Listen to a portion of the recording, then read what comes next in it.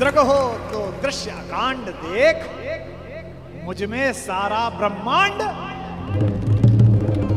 मुझमें सारा ब्रह्मांड देख। चर अचर जीव जर अक्षर अक्षर, नश्वर मनुष्य सुरजात अमर, शतकोट सूर्य शतकोट चंद्र, शतकोट सरत सरक्षिद्र मंद्र, शतकोट विष्णु ब्रह्मा महेश, शतकोट विष्णु जलपति धनेश, शतकोट रुद्र शतकोट काल, शतकोट दंडधर लोकपाल, जंजीर बढ़ाकर साध मुझे, हाँ हाँ दुर्योधन बांध मुझे।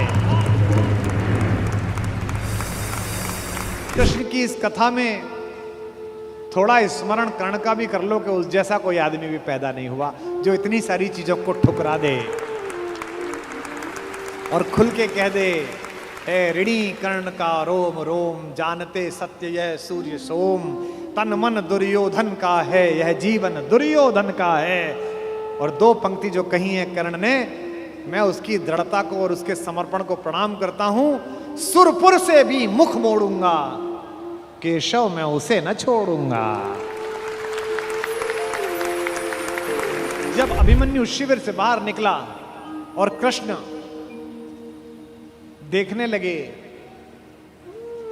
तो द्रौपदी ने कहा, मेरा बेटा जीवन की सबसे बड़ी लड़ाई लड़ने के लिए जा रहा है कान्हा, सबने उसको जीते रहो का आशीर्वाद दिया, तुमने नहीं दिया। तुमने उससे यशस्वी भव का आशीर्वाद दिया, जीते रहो क्यों नहीं बोला? क्या तुम्हें युद्ध के परिणाम में कोई शंका है? तो कृष्ण ने जो बात कही वही जीवन के युद्ध में भरत वाक्य बनाना। माधव ने कहा कि कृष्णा मैं नहीं जानता कि आज के युद्ध का परिणाम क्या होगा, पर मैंने जो शिक्षा अपने भांजे को दी है, मैं ये दावे के साथ कह सकता हूं कि महाभारत के रण में जीते या हारे कोई भी, लेकिन सबसे बड़े और उज्जवल योद्धा के रूप में मेरे भांजे का नाम लिखा जाएगा, अभिमन्यु का नाम लिखा जाएगा। कृष्ण ऐसे ही हैं जो अपनी समीक्षा का अवसर देते हैं। हस्तिनापुर के दरबार में खड़े हुए कृष्ण, जिनकी भगवत्ता के विषय में स्वयं जानते हैं द्रोणाचार्य, स्वयं जानते हैं पितामह भीष्म, स्वयं जानते हैं धृतराष्ट्र, उसके बाद भी वो भ्रम पैदा करते हैं कि मुझसे युद्ध किया जा सकता है, मुझे बांध सकता है, क्योंकि दुर्योधन को वह दुर्बुद्धि का संकेत देने की क्रिया भी भगवान की है। आप सब जानते हैं कि बचपन में एक बार कृष्णा अर्थात द्रौपदी अर्थात यज्ञसेनी, जो यज्ञ की अग्नि से निकली थी, जिसके शरीर में सुगंध आती थी, भारतीय स्त्रियों के इतिहास की सबसे दीपित चरित्र है द्रौपदी। इस देश को इस समय अबलाओं की आवश्यकता नहीं है। अपने केशों पर अगर कोई निर्लज्ज हाथ डाल दे तो उसकी छाती फाड़ देने का साहस पैदा करने वाली द्रौपदियों की आवश्यकता है। भगवान यूं तो शांति लेने के लिए गए थे। जब खाना खाने लगे और पांडवों ने कहा, युधिष्ठिर ने विशेष रूप से कहा, माधव मैं युद्ध नहीं चाहता, आप जाना और कहना बस 5 गांव हमें दे दें, हम 5 भाइयों को हम काम चला लेंगे। माधव ने कहा, बड़े भैया जो आपने कहा है वही होगा।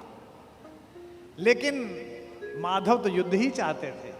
माधव चाहते थे कि एक बार निरंकुश शासकों के छोटे छोटे राज्य विगलित हों और एक अखंड विश्व में अखंड भारत का निर्माण हो, भारत की एक अखंड श्रृंखला का निर्माण हो।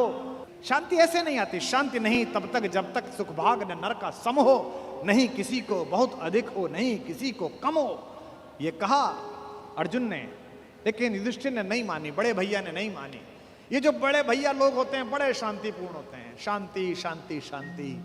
हर घर में कुछ युधिष्ठिरों की आवश्यकता भी है, लेकिन हर घर में ऐसे लोगों की आवश्यकता है कि अगर कोई निर्लज्ज कुलवधू के आंचल पर हाथ डालने की कोशिश करे तो वो बिना बड़े भैया से पूछे अपना गांडीव उठा ले और अपनी गदा उठा ले। ऐसे लोगों की आवश्यकता है।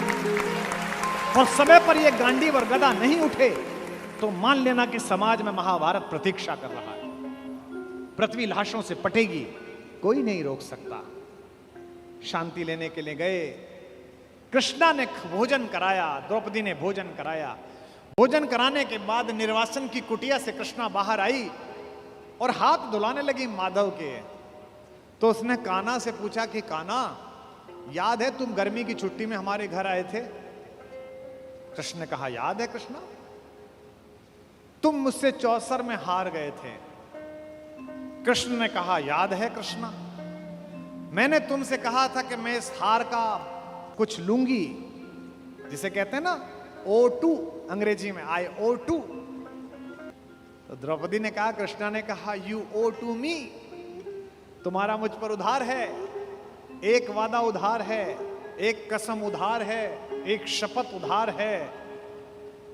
और वादा कैसे तोड़ देते, वचन को कैसे भंग कर देते कृष्ण? क्योंकि मैंने पहले भी बताया था, कृष्ण कुछ अलग नहीं है। कृष्ण भी तो उसी खानदान का कंटिन्यूएशन है जो ये कहता है कि रघुकुल रीति सदा चली आई, प्राण जाई पर वचन न जाई। भी तो वही है, बस सूर्य से चंद्र में आए हैं, इतना ही तो हुआ है। मुस्कुराते हुए कृष्ण ने कहा, मांग क्यों मांगती है, आज क्यों मांगती है? बोले, यही समय है। हस्तिनापुर क्यों जा रहे हो? कृष्ण ने कहा, अरे अंदर बात नहीं सुनी, बड़े भैया कह रहे थे शांति लेने जा रहा हूं, जाओ शांति लेके आओ। द्रौपदी ने कहा, तुम्हें उस हारी हुई बाजी की शपथ देती हूं, युद्ध लेकर लौटना। यह तो कृष्ण को पता ही था कि युद्ध मिलेगा, लेकिन शठ को, मूढ़ को, दुष्ट को अंतिम समय तक समझाना आवश्यक है, ताकि विश्व भर को, समाज को संदेश जा सके कि यह तो पिटने का ही अधिकारी था। किसी मूर्ख को, किसी जड़ को, किसी पापी को, लगातार बदतमीजी करने वाले किसी व्यक्ति को आपको पता हो और आप सड़क पर पीट दो तो 4 लोग उसके समर्थन में खड़े हो जाएंगे, क्यों इस भले आदमी को मार रहे हो?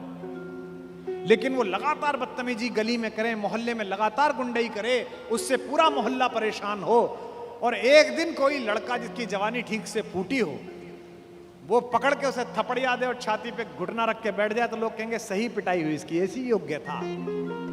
दुर्योधन पिटना है, दुर्योधन की मृत्यु तय है, ये तो तय है। लेकिन कृष्ण जगत को भी बताना चाहते थे।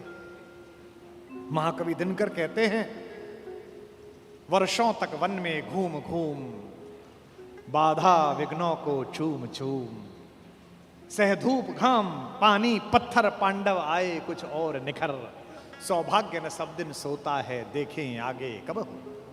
मैत्री की राह बताने को, दुर्योधन को समझाने को, सबको सुमार्ग पर लाने को, भीषण विध्वंस बचाने को भगवान हस्तिनापुर आए, पांडव का संदेशा लाए। 2 न्याय अगर तो आधा दो, 2 न्याय अगर तो आधा दो, पर इसमें भी यदि बाधा हो तो दे दो केवल 5 गांव, रखो अपनी धरती तमाम, हम वही खुशी से खाएंगे, परिजन पर आसी न उठाएंगे।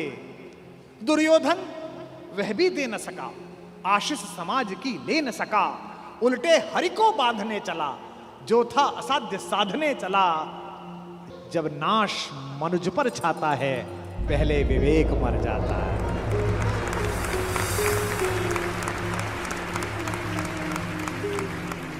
जब नाश मनुज पर छाता है, पहले विवेक मर जाता है। हरि ने भीषण हुंकार किया, अपना स्वरूप विस्तार किया, डगमग डगमग दिग्गज बोले, भगवान कुपित होकर बोले, जंजीर बढ़ाकर साध मुझे, हाँ हाँ दुर्योधन बांध मुझे।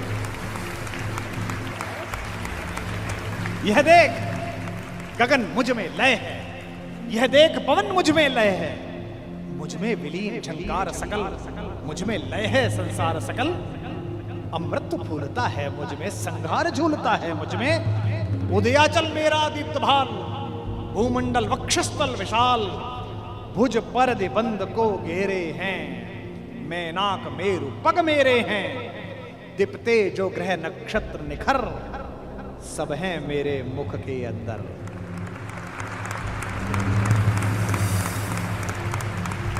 दृग हो तो दृश्य कांड देख, मुझ में सारा ब्रह्मांड, मुझ में सारा ब्रह्मांड देख, चर अचर जीव जर अक्षर अक्षर, नश्वर मनुष्य सुरजात अमर, शतकोटि सूर्य शतकोटि चंद्र, शतकोटि सरत सरक्षिद्र मंद्र, शतकोटि विष्णु ब्रह्मा महेश, शतकोटि विष्णु जलपति धनेश, शतकोटि रुद्र शतकोटि काल, शतकोट दंडधर लोकपाल, जंजीर बढ़ाकर साध मुझे, हाँ हाँ दुर्योधन, बांध मुझे।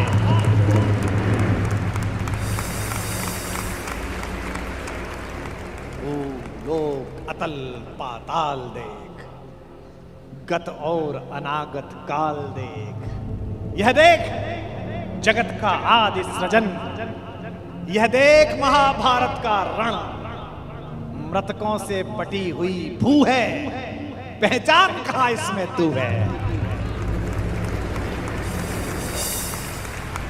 अंबर में कुंतल चाल देख, पद के नीचे पाताल देख, मुट्ठी में तीनों काल देख, मेरा स्वरूप विकराल देख।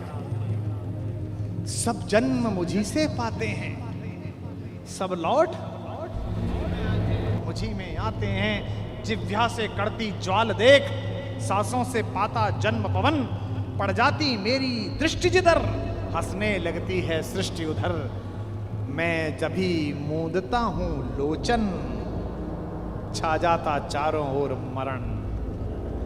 सवाल देखना,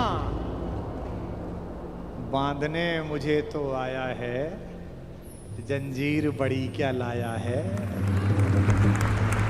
यदि मुझे बांधना चाहे मन, पहले तो बांध अनंत गगन। और ये दो पंक्ति भगवान का भरत वाक्य, सूने को साध न सकता है, वह मुझे बांध कब सकता है। यह जो उद्घोष है, कहां बंधा कन्हैया, ये कौन कह रहा है इतना बड़ा दृश्य दिखाकर, जिसमें पिता में भीष्म जैसा ज्ञानी भी मूर्छित हो गया। केवल एक बचा देखने वाला, केवल एक ने देखा। किसने? विदुर ने। धृतराष्ट्र तो मन की आंखों से महसूस कर रहे होंगे, पर विदुर ने वो साक्षात दृश्य देखा जिसके घर का साग खाकर गए। ये जो कन्हैया है, जो दुर्योधन को देखने का अवसर भी नहीं देता, जो कहता है कि अगर विश्व को साध सकता है, शून्य को साध सकता है, तो मुझे बांधना। यही कन्हैया यशोदा के आंगन में, यमलार्जुन के बीच में रस्सी से बंधा हुआ एक पहर तक रोता रहता है, मैया अब खाली कर दे, अब छोड़ दे, अब नहीं चुराऊंगा। बड़ा हो तो ऐसा और छोटा हो तो ऐसा, इसी का नाम कन्हैया। अर्जुन के जीतने में एक ही रोड़ा है, एक ही व्यक्ति है जिससे माधव को भी लगता है कि ये शक्तिशाली रहा तो मेरा दोस्त, मेरा भाई युद्ध हार सकता है। भगवान ने उसे कितने प्रेम से टैकल किया है। राजनेताओं को सीखना चाहिए, कृष्ण से कूटनीति सीखनी चाहिए। जब संधि फेल हो गई और युद्ध लेकर माधव लौटे, तो विदुर के घर पर सुबह ही सुबह कुछ मेहमान आए, कृष्ण से मिलने आए। हम भी कहीं ठहरते हैं तो नगर के लोग मिलने आ जाते हैं, महत्वपूर्ण लोग मिलने आते हैं कि कुमार विश्वास है, तो हम सब कवियों से मिलने लोग आते हैं। तो विदुर के द्वारपाल ने कहा कि अंगराज कर्ण आए हैं। विदुर ने पूछा कि क्या मुझसे मिलना चाहते हैं? उनसे कहिए राज्यसभा में मिले, अब मैं अपने अतिथि के साथ व्यस्त हूं। और अतिथि भी कौन? माखन चोर। द्वारपाल ने कहा जी नहीं, वो आपसे मिलना नहीं चाहते, वो आपके अतिथि से मिलना चाहते हैं। कृष्ण ने कहा उन्हें आदरपूर्वक अंदर लेकर आओ। कर्ण आए, कर्ण ने प्रणाम किया। युद्ध में दुर्योधन की पराजय हुई हो, चाहे कुछ भी हुई हो, महाभारत के जिन चरित्रों में से एक चरित्र पर मैं अंदर तक फिदा हूं, उनमें से एक कर्ण भी है। क्या योद्धा है, क्या अद्भुत। आहा, कृष्ण मुस्कुराए। कर्ण के चेहरे पर दुख और पश्चाताप का भाव था। कर्ण ने हाथ जोड़कर कहा, माधव, मैं कल राज्यसभा में आपके साथ हुई बदतमीजी के लिए अपने मित्र दुर्योधन की ओर से आपसे क्षमा मांगने आया हूं। भगवान ने कहा, ईश्वर तुम जैसा मित्र सबको दे, जो इतने बड़े अपराध के बाद भी क्षमा मांगने के लिए आ जाता है। ऐसा मित्र सबको मिले। कर्ण ने कहा कि अगर आप मुझे थोड़ा सा भी माधव प्रेम करते हैं तो मेरे मित्र को क्षमा कर दीजिए। उसने गलती की, उसे दूत के साथ यह व्यवहार नहीं करना चाहिए था, और आप जैसे दूत के साथ तो सोचना भी नहीं चाहिए था। भगवान ने कहा मैं उसे माफ कर दूंगा, लेकिन एक शर्त है कर्ण। अंगराज ने कहा कि इसी क्षण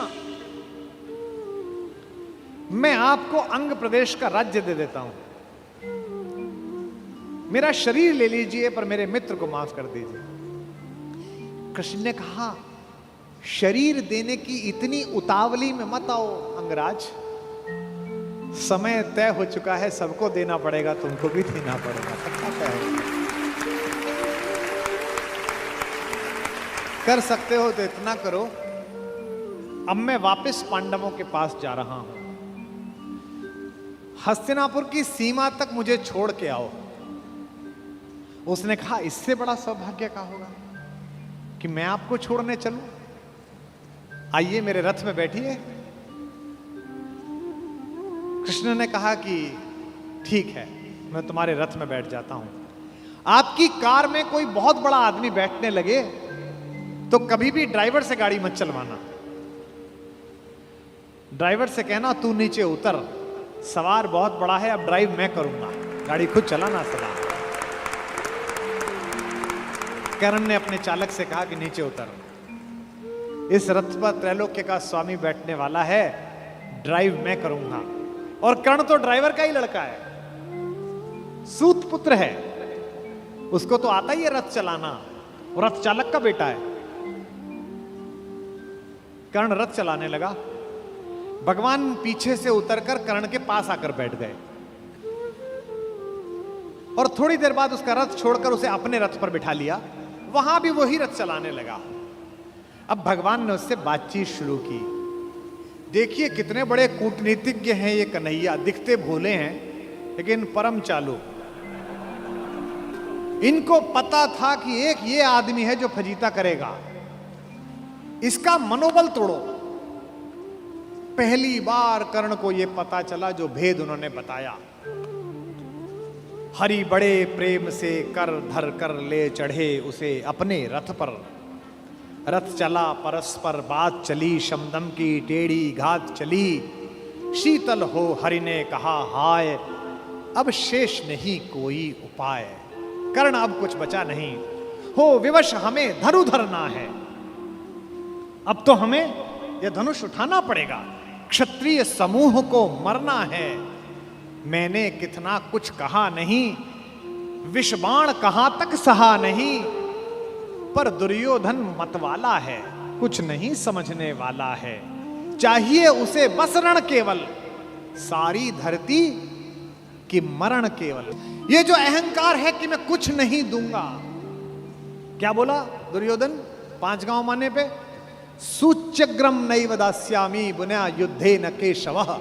हे केशव, तुम 5 गांव मांगते हो, मैं सुई की नोक के बराबर भी जमीन नहीं दूंगा। हे वीर तुम ही बोलो अकाम। बिना पार्शल हुए बोलना। कर्ण से पूछ रहे हैं, क्या वस्तु बड़ी थी 5 ग्राम? 5 ग्राम ही तो मांगे थे, वह भी कौरव को भारी है, मत गई मूढ़ की मारी है। दुर्योधन को बोधूं कैसे, इस रण को अवरोधूं कैसे? सोचो क्या दृश्य विकट होगा रण में जब काल प्रकट होगा।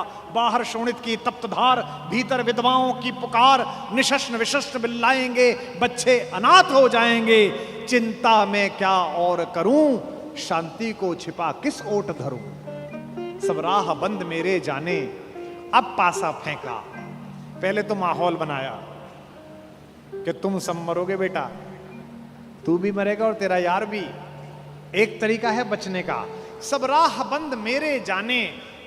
हाँ, एक बात है, यदि तू माने, देखो कैसे फुसला रहे हैं, तो शांति नहीं जल सकती है, समरागनी अभी टल सकती है। पा तुझे धन्य है दुर्योधन, तू एकमात्र उसका जीवन, तेरे बल की है आस उसे, तुझसे जय का विश्वास उसे। तू संग ने उसका छोड़ेगा, वह क्यों रण से मुंह मोड़ेगा। जब तक तू उसके साथ है वो लड़ाई नहीं छोड़ सकता। बस ऐसा कर, तू उसे छोड़ दे। क्यों? क्या अघटनीय घटना कराल। एक बात बताऊं तुझे कर्ण, एक बड़ी कराल घटना इस खानदान में हो गई है, तुझे पता नहीं है। तू प्रता कुक्षिका, प्रथा मतलब कुंती, तू कुंती कोख का प्रथम लाल। तू कुंती का पहला बेटा है। ये पहली बार कर्ण को स्वयं भगवान श्री कृष्ण ने बताया है, सबसे पहली बार। अच्छा, ये बात पहले भी बता सकते थे कभी, कर्ण तो रोज मिलता था। जब 14 साल का वनवास था तब बता देते। नहीं, अगर तुरुप का इक्का आ जाए तो शुरू में मत फेंको, बचा के रखो, फाइनल टेबल पे काम आएगा। अब कर्ण को बता रहे हैं कि तू तो कुंती का लड़का है, पनसूत अनादर सहता है, कौरव के दल में रहता है, किस्मत के फेरे में पड़कर का प्रेम सदा बसा दुश्मन के घर, निज बंध मानता है पर को कहता है शत्रु सहोदर को। पर इसमें दोष न तेरा है, तेरा कोई दोष नहीं है। अब कहा मान इतना मेरा, अब इतनी मान, चल होकर संग अभी मेरे, जहां 5 भ्राता तेरे। कहते हैं एक काम कर, अब मेरे रथ पे से उतरी मत, अब मैं हाँक रहा हूं और सीधा वहीं जाकर रुकेगा जहां तेरे 5 भाई हैं। जिसको जिंदगी में किसी ने भाई नहीं कहा, जो मां की एक पुकार के लिए जीवन भर तरसा है, उसको जिंदगी का सबसे बड़ा प्रलोभन दे रहा है हमारा कान्हा। क्या कह रहा है? बिछुड़े भाई मिल जाएंगे, सब मिलकर मोद मनाएंगे, कुंती का त्यों ही परम तनय ज्येष्ठ, बल बुद्धिशील में परम श्रेष्ठ। और क्या करेगा? पद त्राण भीम पहनाएगा, भीम तेरे को चप्पल पहनाएगा। कैसे कैसे लालच है, कैबिनेट मिलेगी,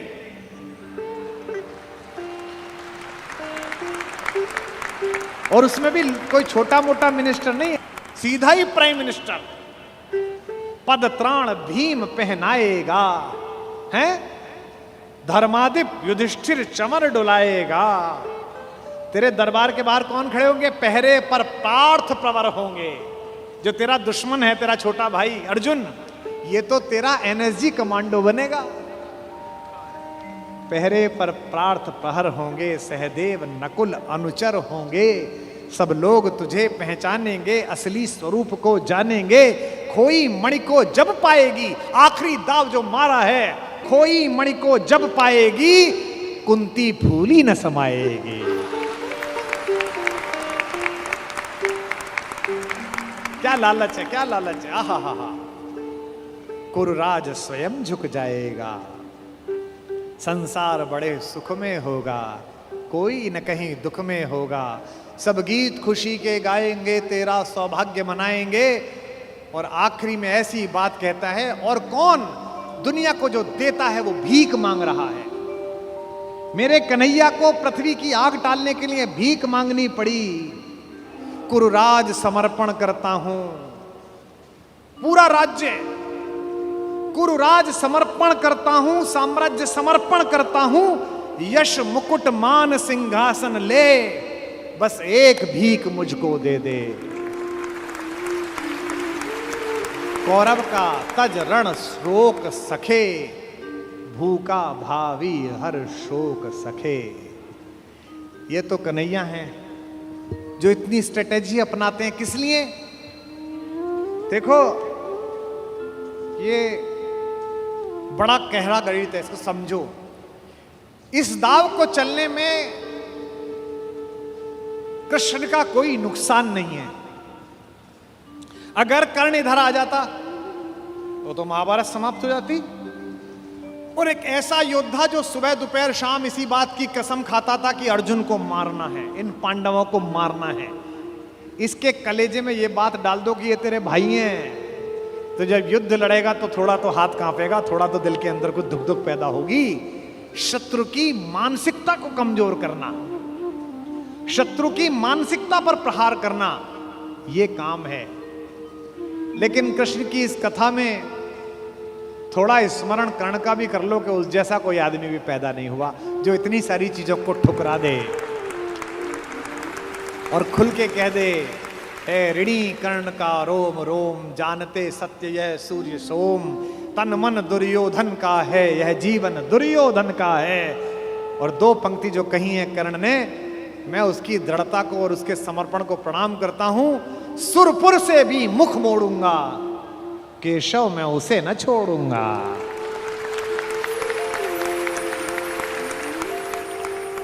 ये जो चरित्र है कृष्ण का योजना बनाने का, पहले कुंती को भेजा, जाओ बता के आओ कि तुम उसकी मां हो। मां ने कहा कि तू वापस आ जा। तो उसने एक वरदान दिया मां को। मां ने कहा, अभिलाष लिए तो बहुत बड़ी आई थी, पर आस नहीं अपने बल्कि लाई थी। था एक भरोसा यही कि तू दानी है, अपनी अमोघ करुणा का बड़ा अभिमानी है। उसने भी कहा, मां मैं तुझे वचन देता हूं कि तेरे 5 बेटे जीवित रहेंगे।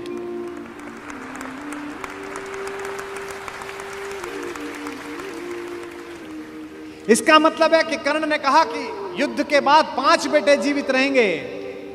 अर्जुन के अलावा किसी पर हथियार नहीं उठाऊंगा। अर्जुन मिलेगा तो छोड़ूंगा नहीं। अर्जुन मर गया तो युद्ध समाप्त करवा दूंगा, तब भी तेरे 5 बेटे जिंदा रहेंगे। खुलकर कहूंगा ये मेरी मां है।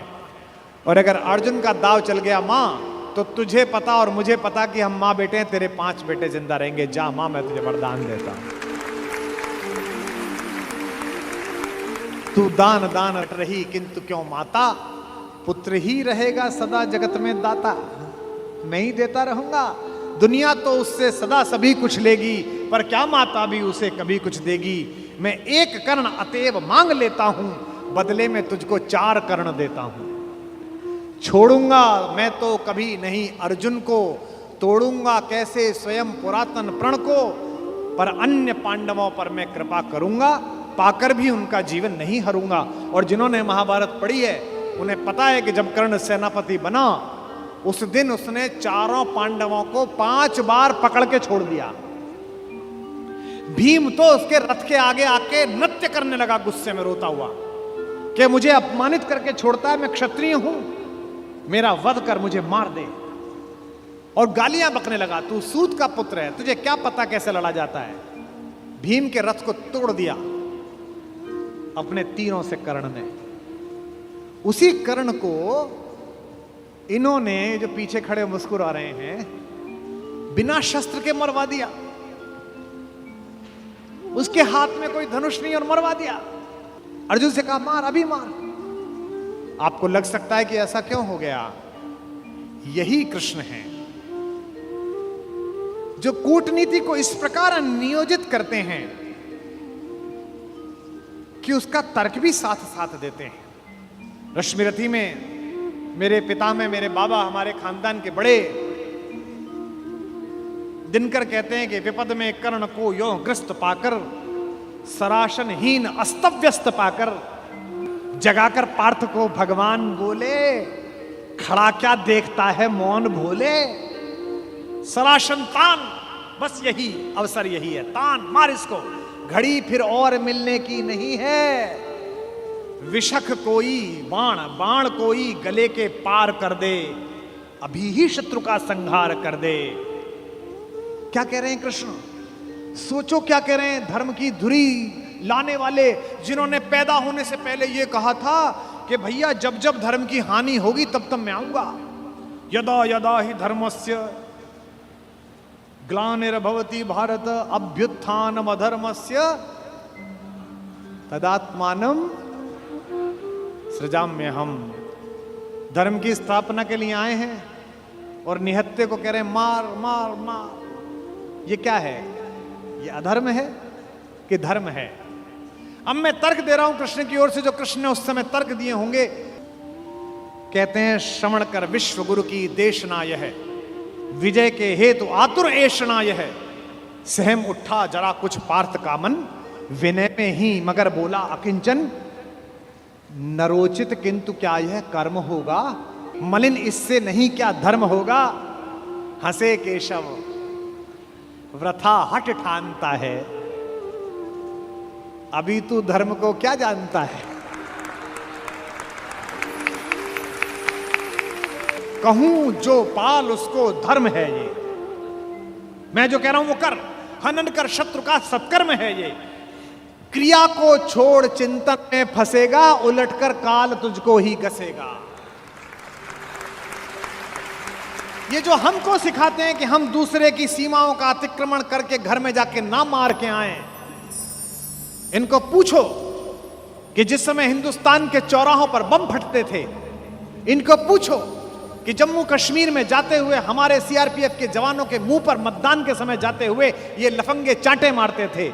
इनको पूछो कि पड़ोसी के भीख मिले हथियारों से हिंदुस्तान की मां बेटियों को आतंकित करने वाले और केसर की क्यारी में बारूद भरने वालों को सीमा के अंदर पार घुस के मारा जाए कि न मारा जाए। देश का एक एक बच्चा कहेगा कि मारा जाए।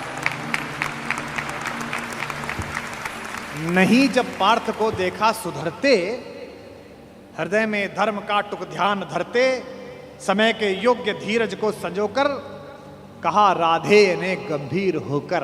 अब कर्ण बोला, हर पापी, हर अनाचारी, हर दुष्ट जिसने दुष्टता में साथ दिया है वो ज्ञान देने लगता है। भूल गया अर्जुन के कौन ज्ञान दे रहा है। अर्जुन के अंदर भक्ति, मनुष्यता, भावना सब पैदा हो गई। नरोचित धर्म का कुछ काम तो लो, बहुत खेले जरा विश्राम तो लो। फंसे रथ चक्र को जब तक निकालूं, धनुष धारण करूं, प्रहरण संभालूं, रुको तब तक चलाना बाण फिर तुम, हरण करना कर सको यदि प्राण तुम। नहीं अर्जुन शरण में मांगता हूं, समर्थित धर्म से रण मांगता हूं। कर्ण कहता है कि धर्म से युद्ध करो। कृष्ण मुस्कुराए कि बेटा अब फंसा के, अब मैं तुझे धर्म समझाता हूं, है ना। उपस्थित देख हो न्यायार्थ हरि को, निहारा पार्थ ने हो खिन्न हरि को। अर्जुन का तो सॉफ्टवेयर हैंग हो गया। इसे मारूं कि ये जो कह रहा है धर्म वो पालूं। और जब सॉफ्टवेयर हैंग हो जाए तो क्या करना चाहिए? जब तुझसे ना सुलझे तेरे उलझे हुए धंधे, भगवान के इंसाफ पर सब छोड़ दे बंदे। खुद ही तेरी मुश्किल को वो आसान करेगा, जो तू नहीं कर पाया वो भगवान करेगा। उपस्थित देख यो न्यायार्थ हरि को, निहारा पार्थ ने हो खिन्न हरि को, मगर भगवान किंचित भी न डोले। अभी तक तो हंस रहे थे, मुस्कुरा रहे थे, करते मार। जैसे ही कर्ण ने धर्म बोला, भगवान के अंदर से आग निकली। कुपित हो वज्र सी यह बात बोले, प्रलापी ओ उजागर धर्म वाले, बड़ी निष्ठा बड़े सत्कर्म वाले, मरा अन्याय से अभिमन्यु जिस दिन, कहां पर सो रहा था धर्म उस दिन।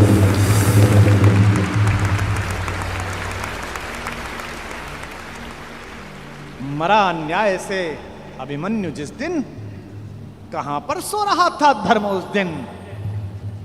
हलाहल भीम को जिस दिन पड़ा था, कहां पर धर्म उस दिन यह धरा था। लगी थी आग जब लाक्षा भवन में, हंसा था धर्म ही क्या तब भुवन में। और एक पंक्ति, बेटे पे आ जाए, पत्नी पे आ जाए, मां पे आ जाए तो खून खौल जाता है। अर्जुन का खून खौला रहे हैं भगवान मेरे। सभा में द्रौपदी की खींच लाके, सुयोधन की उसे दासी बताकर, सुवामा जाति को आदर दिया जो, बहुत सत्कार तुम सबने किया जो। नहीं वह और कुछ सत्कर्म ही था, उजागर शील भूषित धर्म ही था।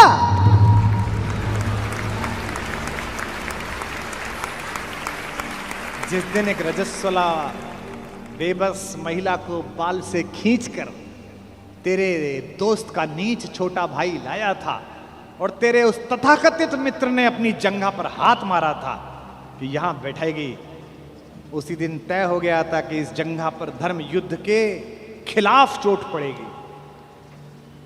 जो युद्ध जानते हैं वो सब जानते हैं, जुए में हार कर धन धाम जिस दिन, हुए पांडव यति नष्काम जिस दिन, चले वनवास को तब धर्म था वह, शकुनियों का नहीं अपकर्म था वह। और कोई अपकर्म नहीं होता।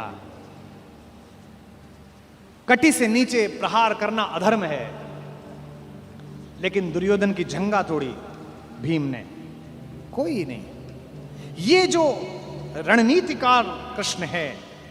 खांडव दहन हुआ, आप सबको पता है, आग लग गई, आग बुझी नहीं, इंद्र से भी नहीं बुझी। तो इंद्र ने अपने बेटे से कहा, अर्जुन से कहा कि भाई बुझा। सर्पों ने कहा कि बुझा। अर्जुन ने बादलों में तीर मारा और बादल बरसे। जब पुरुषार्थ आ जाता है तो तीर आदमी ऐसे ही मारता है, कभी बादल में मारता है, कभी जमीन में मारता है। पिता में भीष्म जब पड़े हुए थे शरशैया पर, उनके मुंह से निकला पानी, कोई सोने के मटका लाया, कोई चांदी के मटके लाए। उन्हें अर्जुन की तरफ देखा कि पड़पोते पानी। अर्जुन ने तीर मारा पृथ्वी पे। कुरुक्षेत्र चले जाइए, आज भी आपको मिल जाएगी वो नदी जहां जमीन का स्तर तक, वहां तक तीर गया। और साइंस देखिए तीर की, ड्रिलिंग देखिए कि उतनी ही तेजी से गया और धार उतनी ही आई जो पिता में भीष्म के होठों तक आई। आज भी अर्जुन के तीर से निकली हुई इस नदी को हमारे उत्तर भारत में बाण गंगा कहा जाता है। कभी दर्शन करके आइए उस नदी। महाभारत में जब जब पढ़ता हूं, युद्ध का एक एक दिन बढ़ता चला जाता है और मुझे कृष्ण के ऊपर बेचैनी प्रारंभ हो जाती है। मुझे लगता है अब तो कूदो, अब तो करो, अब तो कुछ करो। वो कुछ भी हो जाने देते हैं। जब नारायण श्रीहरि ऊपर से नीचे चले, राम के अवतार के बाद मर्यादा पुरुषोत्तम बड़े ठाकुर के अयोध्या से विदा होकर साकेत पहुंचने के बाद ये योजना बनी कि अब छोटे ठाकुर को नीचे भेजा जाए, तो सारे देवी देवता, सारे नक्षत्र भी पृथ्वी पर चलने के लिए आतुर हुए। सदा ऐसा होता है। शेषनाग आ गए थे लक्ष्मण के रूप में, सब लोग नीचे आ ही जाते हैं। सूर्य भी तैयार हो गया, इंद्र भी तैयार हो गए, सबने अपने अपने अंश भेजे पृथ्वी पर। इंद्र का अंश कौन है? अर्जुन है। सूर्य का अंश कौन है? कर्ण है। एक देवता ऐसा था जिसने कहा जी मैं तो जा नहीं रहा, तो भगवान ने कहा अपने लड़के को भेज दे। उसने कहा मेरे को तो अपने लड़के से बहुत प्यार है, मैं तो भेजूंगा नहीं, और मैं इतने दिन दूर कैसे रहूंगा, मेरा बेटा तो इतना सुंदर है। वो देवता था चंद्रमा। इस चंद्रमा को शुरू से ही शिकायत रहती है। अच्छा, भगवान का तो वंश था। भगवान ने कहा कि अजीब आदमी है तू, हमारे ही घर के लोग नहीं जाएंगे तो दुनिया क्या कहेगी। सूर्य अपना अंश भेज रहे हैं कर्ण के रूप में, इंद्र अपना बेटा भेज रहा है, अंजनी कुमार अपने दोनों बच्चे भेज रहे हैं नकुल सहदेव के रूप में, धर्मराज स्वयं उपस्थित हो रहे हैं युधिष्ठिर के रूप में, और तू नहीं चलेगा, ना तेरा लड़का चलेगा। उसने कहा कि कन्हैया एक काम कर लो, लड़का ले जाओ मेरा, दो शर्तें हैं, एक तो लड़का आपके पास रहेगा, और बोले एक ये 16 साल का हो जाए तो इसे वापस भेजना पड़ेगा तुरंत। चंद्रमा का वो पुत्र क्या बन के आया? कृष्ण का प्राणों से प्रिय भांजा अभिमन्यु बनकर उपस्थित हुआ। चंद्रमा के पुत्र के रूप में जन्म लिया। और भगवान का अगर कोई योग्यतम शिष्य है जिसने भगवान से शस्त्र विद्या सीखी है, वो अर्जुन का बेटा अभिमन्यु है। अपने पिता की तेजस्विता से भी वो आगे है। इस समय दुनिया की IVF लैब्स ये बता रही हैं कि प्रसव के काल में जो कुछ सुना पढ़ा गया है उसका बच्चे पर असर पड़ता है। और हमारे यहां हजारों वर्षों से माएं प्रसव के दिनों में गीता का पाठ कर रही हैं, बाल गोपाल का चित्र सामने लगा के रखती हैं कि उनके घर में भी कन्हैया जैसा बालक पैदा हो, राधा रानी जैसी बिटिया पैदा हो। ये हम सब का मन है, पहले से परंपरा से आया है हमारे यहां। तो चंद्रमा ने अपने पुत्र को अभिमन्यु बनाकर भेजा।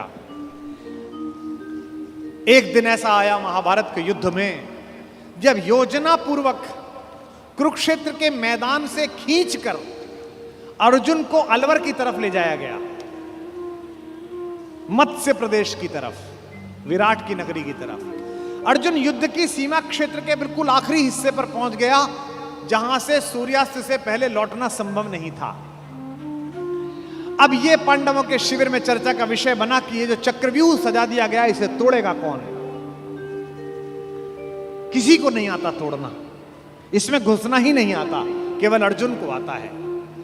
तब अभिमन्यु ने कहा कि ताऊ जी मुझे इसमें घुसना आता है, क्योंकि जब पिताजी मां को यह बात सिखा रहे थे तो मैं गर्भ में था और मैंने ये विद्या सीखी थी। तो बोले बेटा बहुत अच्छा है, फिर निकलना भी आता होगा? बोले नहीं, जब तक उन्होंने इससे बाहर आने का मार्ग बताया तोड़ने का, तब तक मां सो गई, तो मैं बाहर निकलने का नहीं सीख पाया। सारे चाचाओं ने और ताऊओं ने कहा कोई बात नहीं बेटे, तू तोड़ दे, निकाल तो हम लेंगे। भाई महाबली भीम जिसकी एक मुष्टिका से विंध्याचल के पर्वत छोटे हो गए, जहां जहां उसका पैर पड़ा हिंदुस्तान में 1,00,000 जगह है जहां भीम बैठिका है।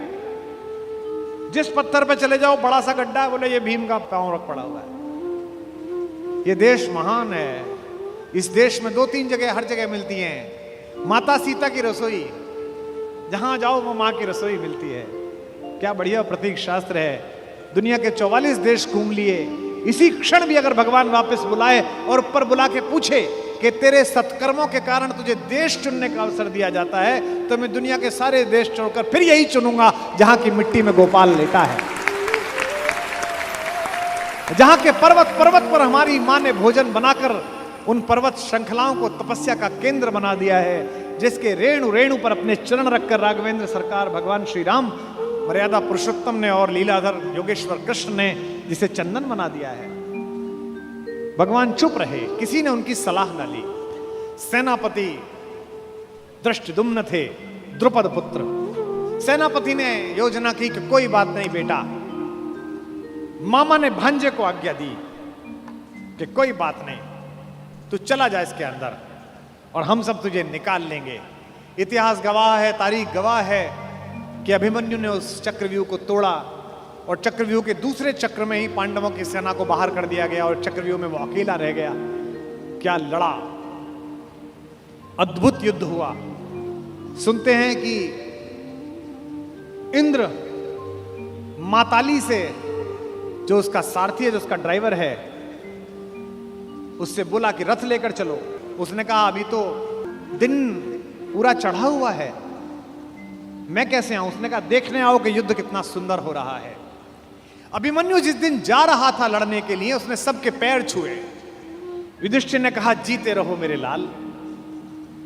दृष्टद्युम्न ने कहा जीते रहो मेरे बेटे। चाचाओं ने, नकुल ने, सहदेव ने गले लगा लिया अपने भतीजे को और कहा जीते रहो। जब उसने मामा के पैर छुए, कृष्ण के पैर छुए, तो कृष्ण ने कहा यशस्वी भाव।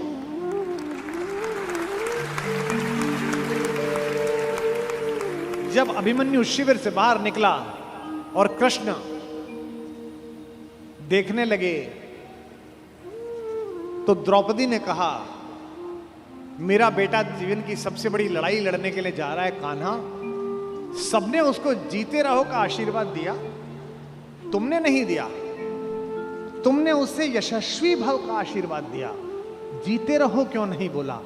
क्या तुम्हें युद्ध के परिणाम में कोई शंका है? तो कृष्ण ने जो बात कही वही जीवन के युद्ध में भरत वाक्य बनाना। माधव ने कहा कि कृष्णा मैं नहीं जानता कि आज के युद्ध का परिणाम क्या होगा, पर मैंने जो शिक्षा अपने भांजे को दी है, मैं ये दावे के साथ कह सकता हूं कि महाभारत के रण में जीते या हारे कोई भी, लेकिन सबसे बड़े और उज्जवल योद्धा के रूप में मेरे भांजे का नाम लिखा जाएगा, अभिमन्यु का नाम लिखा जाएगा। कोई भी योग्य मारीच किसी रावण को जब उपदेश दे तो रावण मानता ही नहीं है। वो विश्वामित्र के पास गए। विश्वामित्र ब्रह्मर्षि है, राजा ऋषि है, लेकिन उनकी वशिष्ठ से थोड़ी ईर्ष्या थी, हल्की सी रही होगी मन में कोई बात। वशिष्ठ ने कहा अच्छा तेरे गुरु ने नहीं पहुंचा, हम तुझे पहुंचाएंगे, चिंता मत कर, शरीर सहित पहुंचाऊंगा बेटा, मेरे पास तपोबल है। उसने कहा गुरुजी आप ठीक गुरु मिले हो, वो गुरु ठीक नहीं था। गुरु पर शंका। विश्वामित्र जी ने उसे नीचे से ऊपर फोर्स मारा। ऊपर इंद्र को पता चला कि पार्सल तो विद बॉडी आ रहा है। इंद्र ने इनसे पूछा कि प्रभु ये डिलीवरी लेनी है कि नहीं लेनी है? इन्होंने कहा नहीं नहीं, जब तक भस्मीभूत होकर गंगा में ना घुल जाए तब तक मैं प्राण नहीं लेता। ये पात्रता है, गेटवे यही है, पहले वीजा बनेगा फिर बॉर्डर क्रॉस होगा। उन्होंने ऊपर से बल लगाया, वो नीचे लटक गया। अब त्रिशंकु बीच में लटका हुआ है, नीचे से विश्वामित्र ऊपर भेज रहे हैं, ऊपर से इंद्र नीचे भेज रहे हैं, वो बीच में लटका हुआ है।